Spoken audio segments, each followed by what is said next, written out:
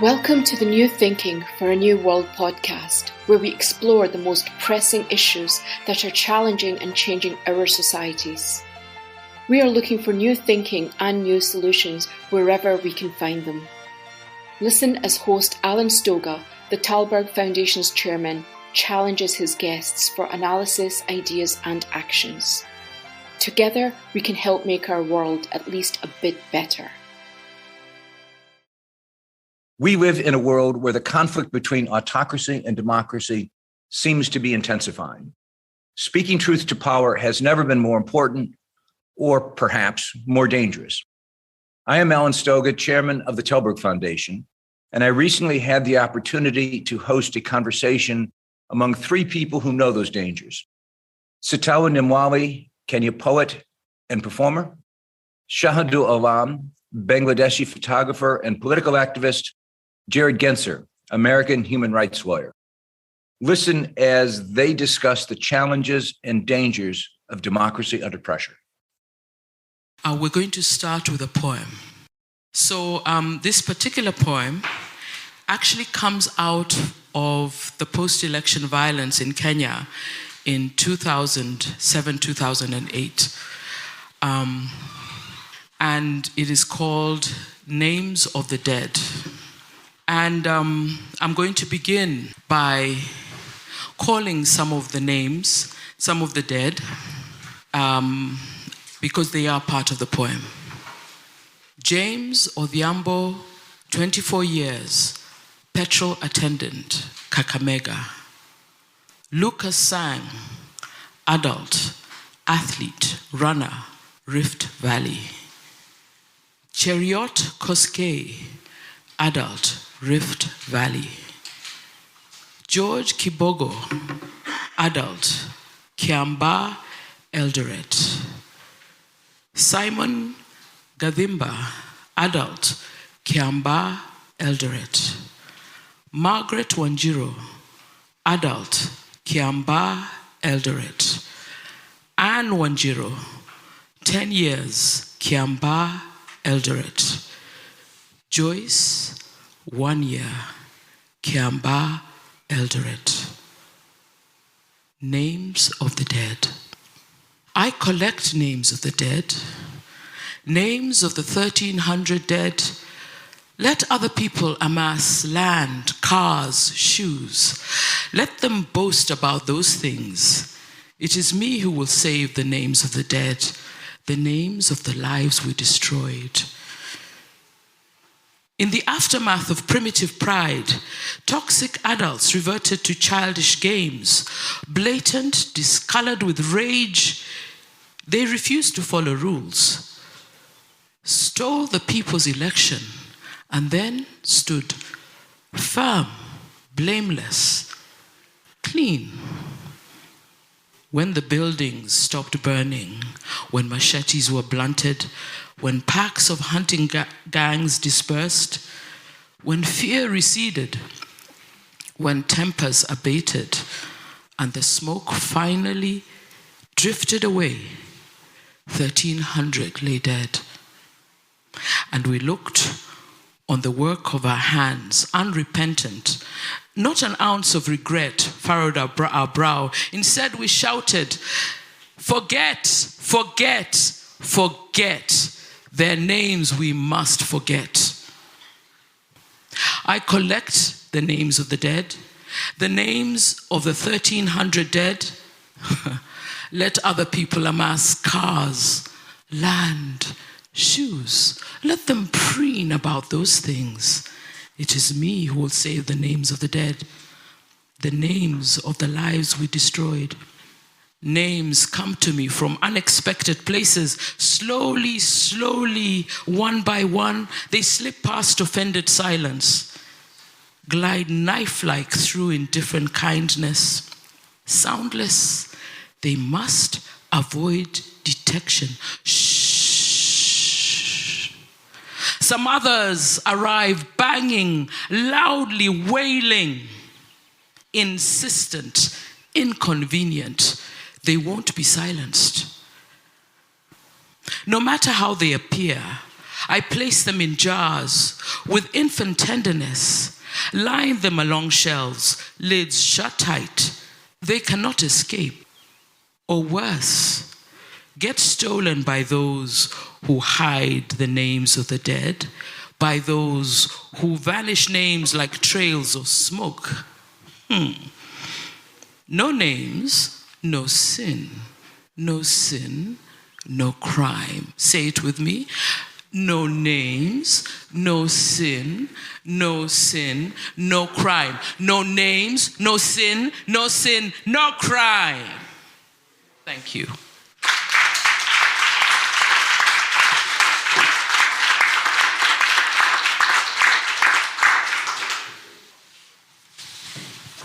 Who cares?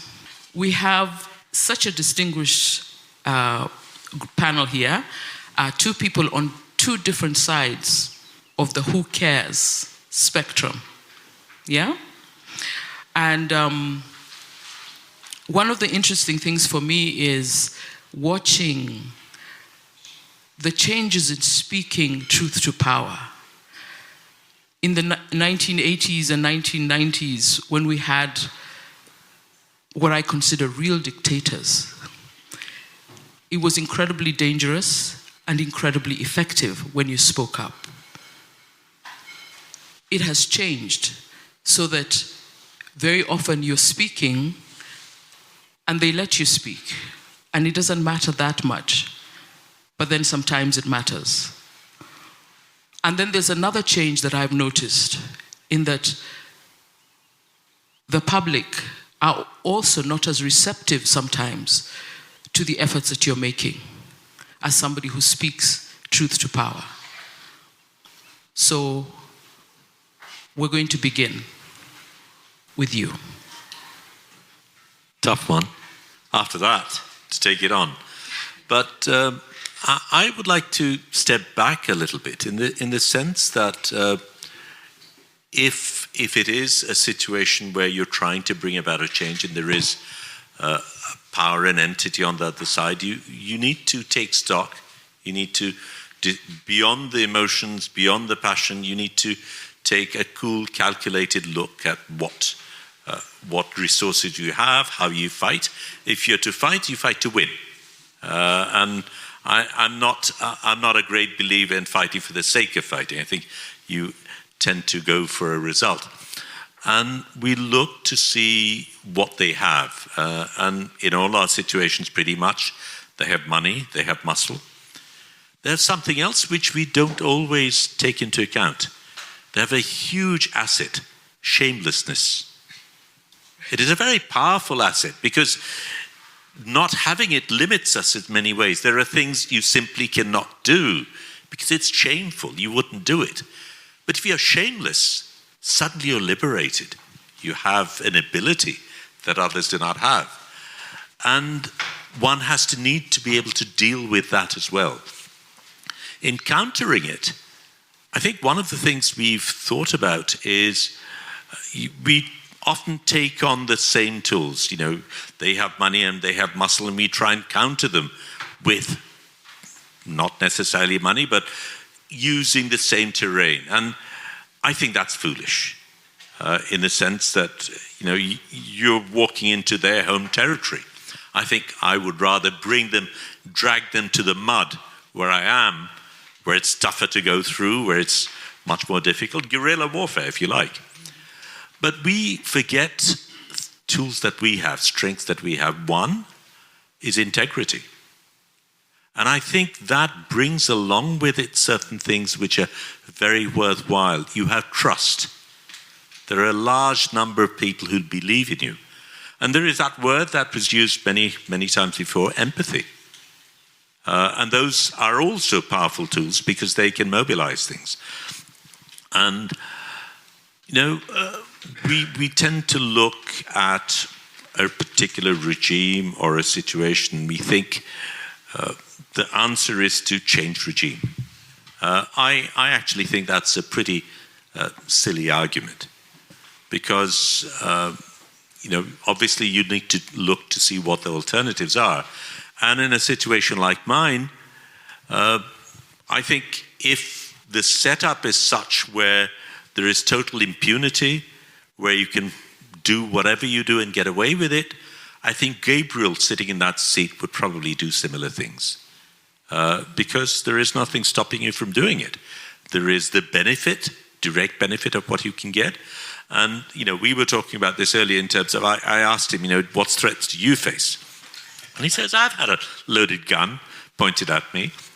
Well, in my case, I'd left Bangladesh after it became an independent country. We had played a very important role in bringing about its independence. I come back to find it run by an autocratic general, which is not the Bangladesh we had hoped for or dreamed about. And at that time, I had a loaded gun pointed at my head. During the BNP regime, we managed to bring down this general. We got what we thought would be democracy. And this new democratic leader during that time, this is one of 8 knife wounds I got. The later regime tortures me, puts me in jail. It's equal opportunity. They're pretty fair when you come to that, You can't really blame one or the other. So this is what happens. So unless you actually have in place a systemic shift, I do not believe regime change in itself is going to achieve things. So while we hate the people who are there, I think merely getting rid of them is a very short-sighted goal. And I think one of the things we need to work at is a process through which they have to get there, if they get there, which has a built-in mechanism for check and balance, which requires accountability, which requires transparency. And unless we have put those things in place, simply replacing the person at the top is a futile exercise, in my opinion. So how do you do that? And that really is what I've been doing. I mean, rather than talk about the arrest and all the things they do, I'll talk in strategic terms and what we've thought about. And I was talking to Martin earlier on, and he was saying, "Why don't you enter into politics?" Or something to that effect. Well, I am a political animal because I recognize that politics is the biggest game in town. You need to take stock of it. And if you're going to fight, you fight with most powerful weapons. The reason I became a photographer is because I recognize it was the powerful tool that it is. And I recognize how others use this medium to such great effect. So I made a very conscious decision of working on 3 areas of intervention: media, education, and culture. I left out religion, though religion too is a very powerful tool, largely because when it comes to religion, in my assessment, people are not so flexible.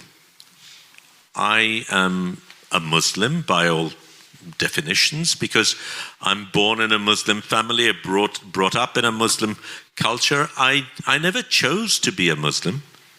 That was never an identity I took on because I recognized it was better or different to any of the others. It's an accident of birth to a large extent. And I suspect that is true for most people. They are who they are, not merely because of religion, but a whole range of things. But very few people consciously shift religion because of logic, because of persuasion. But in the other cases, there is that shift is much more possible. So in order to be strategic, you work on what you can do. And I'm active in these regions, and I've made conscious decisions at another level. As a photographer, I produce work. As a writer, I produce work. But I also recognize that one of the things that these people have done, the autocrats, the despots, is they've actually destroyed institutions. Very deliberately, very clinically. They've destroyed the judiciary, they've destroyed the police, they've destroyed the bureaucracy. And for me, something even worse, they have systematically destroyed the education system. So what I've tried to do is do the reverse, to try and build stable institutions which over time have the resilience to be able to resist structures such as this. Well, if there's fear to a great enough extent, if you stop questioning, if you stop thinking, over a period of time, you lose the capability of questioning. And what we're trying to do is to create a space where people can breathe again, where you can think again. And we've done that through several mechanisms, but our most recent, and I'll end with that, is we've created a series of products, merchandise, very practical things, called Chintar Kurak, which means food for thought. And within that, there is a subset which is called disobedient objects. And what you do is you make a mug or a t-shirt or something like that, within which there is subliminal message. And you might not perhaps have the oomph to stand up and shout against something, but maybe you can sip from a mug that has a slightly provocative statement. And you find ways, and you give people tools through which they can resist, find ways through which they create space for themselves. And that is what we're hoping to do. If you feel that the world lacks global leaders, please help support the Tällberg Foundation programs. Individual donations are being accepted at tällbergfoundation.org/donate. That's TALLBERG foundation.org/donate. Thank you very much, Shahidul. Jared, you have been made a career of defending people who are speaking truth to power and getting themselves into trouble, into good trouble. Tell us about that. Yeah, I like to say that most of my best friends are ex-cons, and often recidivists at that. Yeah, I mean, so I'm about 20 years into my career now, and it has been quite a ride as an international human rights lawyer. My life's mission has been to support people like Shahidul when they get themselves into serious trouble, because it was my experience really from the outset that if you can be careful about the cases that you select and represent people whose detentions are indicative of broader abuses in a country, a political leader, a human rights lawyer, a journalist, a civil society activist, then you can use their case and you can use storytelling, which was just being described earlier, to shine a bright light on what a dictator is doing, and to hold them accountable, and to speak truth to power and to amplify the voices of my own clients. Ordinarily, I'm in the background on cases.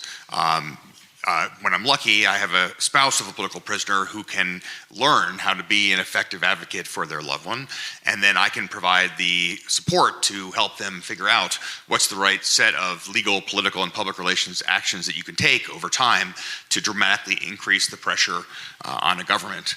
This is asymmetric warfare at its finest, guerrilla warfare at its finest. You know, dictators come with often unlimited resources and weapons and military, police, and security forces. Right, you're not going to beat them at their own game, and so the reality is that when a person's life is at stake, giving up is not an option. You have to persevere, you have to persist, and you have to win. At the end of the day, it's all about winning, and everything is at stake for my clients and for their families.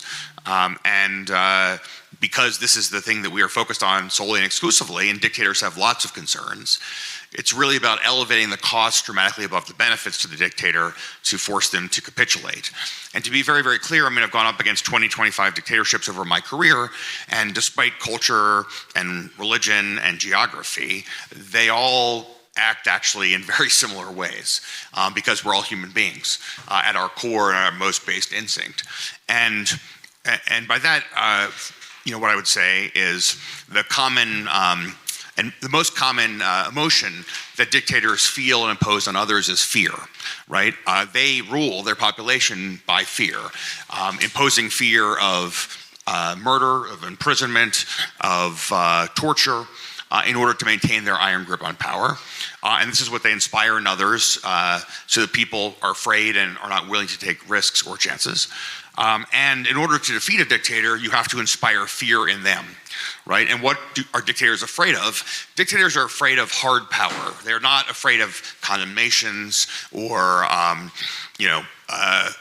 even necessarily protests or otherwise. They fear the possibility of justice and accountability. They fear losing power. They fear their families being targeted. They fear their corrupt assets being seized and taken from them. And they also fear Ceausescu style being dragged into the streets and murdered by their own people, right? And so this is what you have to raise as a possibility in order to get a high-profile political prisoner out of jail. Interestingly enough, people think as a human rights lawyer that I must just all be name and shame, yelling from the rooftops, etc. But actually, as a lawyer, and as a human rights lawyer in particular, I'm tactically neutral, right? So a lot of my cases, because of their profile, are public, but I've gotten many political prisoners out of jail through private negotiation too. And so in any given moment, you have to say, what should you be doing now that's going to maximize the impact to get the person out of jail?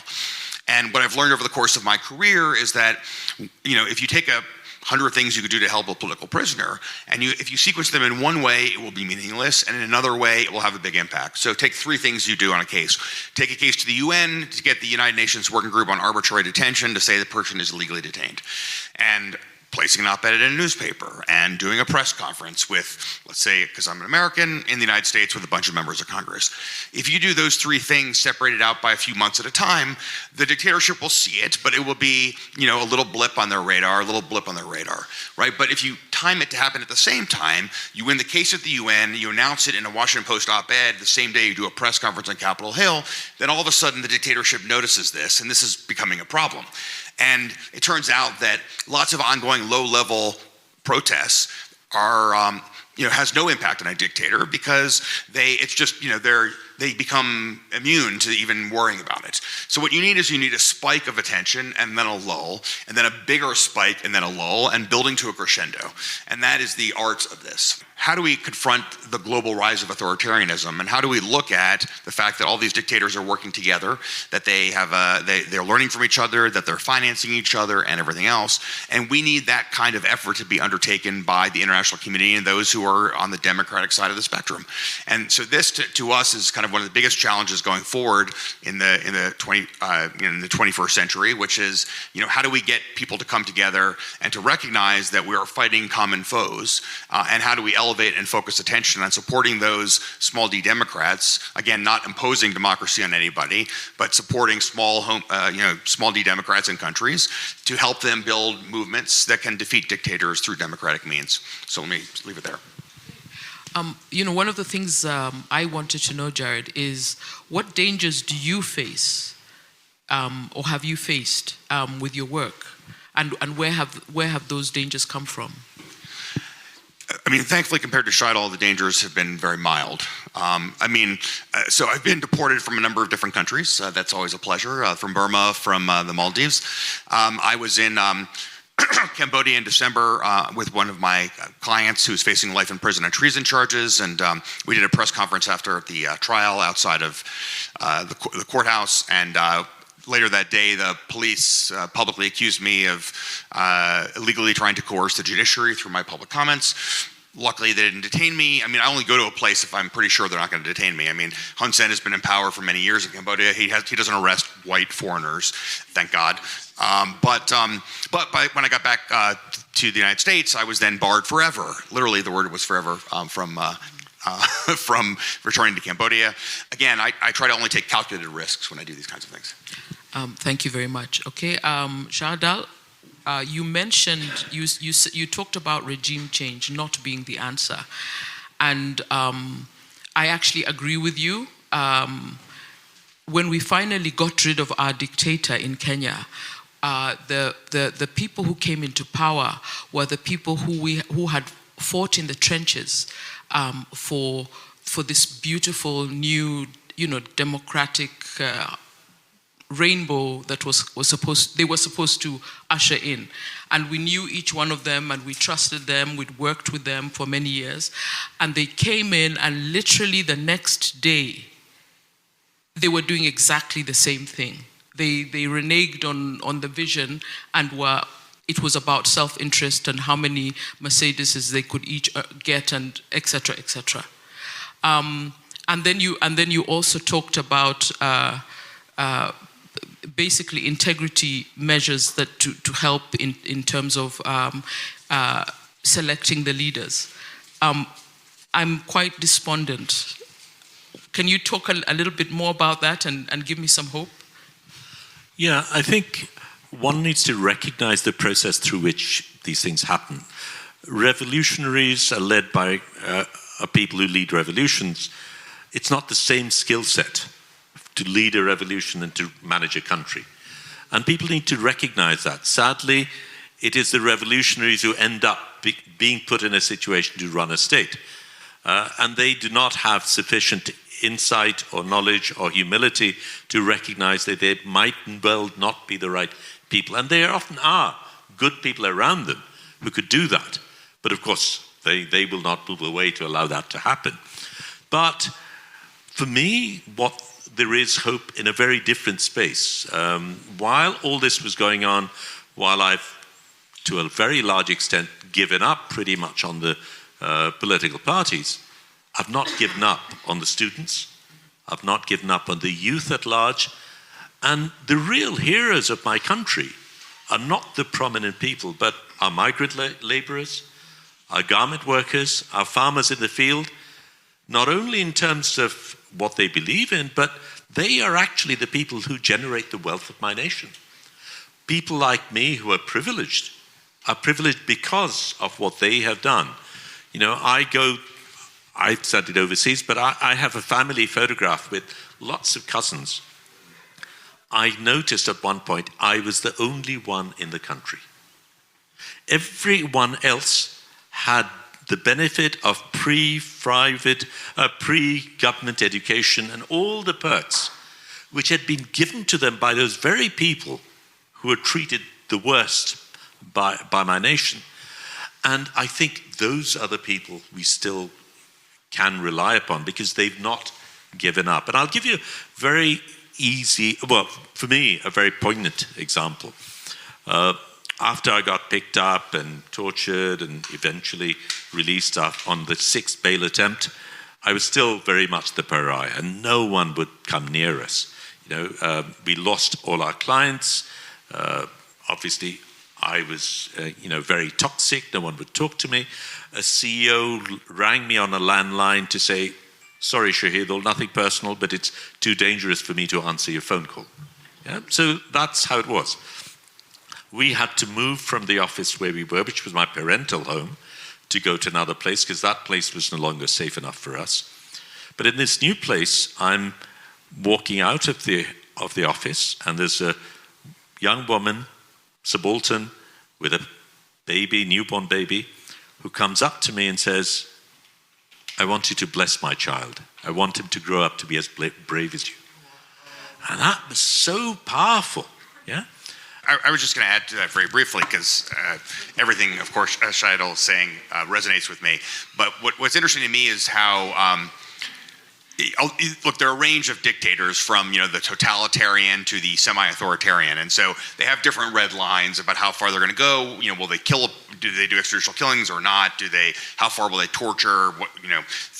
And each set of people I work with in these kinds of situations, of course, have ended up as political prisoners. But the dictators respond in different ways depending on their connections to the international community or not, et cetera. But one common element is that they're generally not surrounded by people other than really sycophants, and they have very little perspective on the world and how what they're doing is going to have an impact on them, not just locally but internationally. And so I think the biggest mistake the dictators make is thinking that somehow they can shut up a political prisoner or shut up a person by making them into a political prisoner. And invariably, in really virtually every case I've ever worked on, people start out not especially well known in their country. I mean, there have been a few exceptions in high-profile cases I've worked on, but almost always they start out as low profile. And the detention and their arrest means everybody's going to, within the country, learn about who they are, and they're going to see what happens in these kinds of circumstances, which is most of the time dictators are not smart. They don't charge people with fuzzy crimes like financial crimes or other stuff like that. You charge people with like undermining national unity or treason or just overblown, obviously pretextual crimes. And then there are, of course, in all of these cases, egregious due process abuses, which on the face of it just demonstrate how arbitrary and illegal the detention actually is. And the person's popularity goes vertical, right? And they come out, and there are a lot of people who might be afraid of being around them for good reason. I mean, you hang out with someone like him in Bangladesh, you could find yourself detained. But nonetheless, his renown has been dramatically increased. The power of his voice, ironically, has been amplified, not depressed. And I think the reason why dictators think that by imprisoning a political prisoner that they can shut them up is because they're limited by the power of their own imagination. They don't actually believe or realize that there are some people in the world who will do something because it is the right thing to do, and it doesn't matter what you do to them. They're not going to betray their own values, their own integrity, or their own commitments. And the power of the human idea remains the most contagious virus in the world. Great. Thank you very much. Let's open up to questions, comments. One of the things that you both have talked about is that change comes when you combine passion with strategy and systemic change.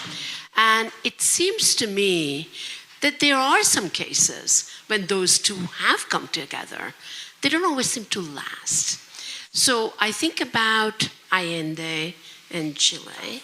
I think about Gandhi, who is a big strategist, not just with the passion and moral clarity. So when do you think that those two do come together, and when do they last? Or do they last? Because it does seem to me that all said and done, Mandela is an example of somebody who is passionate, committed, and then the new government comes in, as it happened in Kenya. It actually went back the worst way. So we didn't prepare enough people. Is part of it about not having enough people around a cause to actually create systemic change, to make it last? What is it that makes things last between voice that actually is not heard and then the voice that's heard, and then it remains as a systemic change? Well, leadership is sexy. You have an iconic leader, you follow, they lead by example, which is all nice and it's very good for motivation. That in itself does not provide systemic change. And I think that is where we need to really think long term, in the sense that unless you have looked at systemic shifts, you've not really made, you make the headlines, you get the sound bites, but there's really very little substantial gain. Which is why what I'm doing is very different in that sense, because unless you actually are able to intervene in the processes, you're not going to leave behind a substantial shift. And that requires not only long-term thinking, but it also requires the people that you lead to understand that the quick fix is not necessarily the best answer, and that there are things that may well take much longer, but will, hold out to a much substantial thing. But you can do it. I think we also underestimate our own power in many situations, and we let ourselves down. It is fear, and certainly fear is contagious, but I think courage also is contagious. Yeah, I'll just add very briefly on top of that it comes back to storytelling. If you talk about the situation in Bangladesh, or you talk about the situation in Ukraine, that's one thing, and people, very quickly will sort of doze off because, terrible stories of suffering in an abstract sense are not compelling and don't keep people's attention. But you put a story like Shahidul's story and tell his story as a journalist and what he does and show the photographs and say, how could a guy like this be in jail? Then that takes the entire challenge of addressing the the ongoing and major issues in Bangladesh, and it brings it to life in the form of one person. And that can go a long way to, I think, advancing human empathy. So I think that there's a lot of reasons to be cynical about politics and to be cynical about the challenges we face in the world, but there's also a lot of reason to have hope. And I think that, even as people struggle to achieve democracy and human rights for their own countries, by being allies to people like Shahidul to help amplify their voices, right, that has a dramatic impact on human behavior. This is Alan Stoga. I want to thank Sitawa, Shahidul, and Jared for this conversation, as well as for the work that they are doing in their own countries, as well as around the world. Thank you for joining us. Please rate our show on Apple Podcast and subscribe. Meanwhile, you can find us on Facebook, Twitter, and Instagram. Or you can subscribe to our newsletter at tällbergfoundation.org to learn more about our work. That's TALLBERG foundation.org. Thank you, and we'll be back again next week for another episode of Tällberg's New Thinking for a New World. This podcast was brought to you through the generous support of SNF, the Stavros Niarchos Foundation.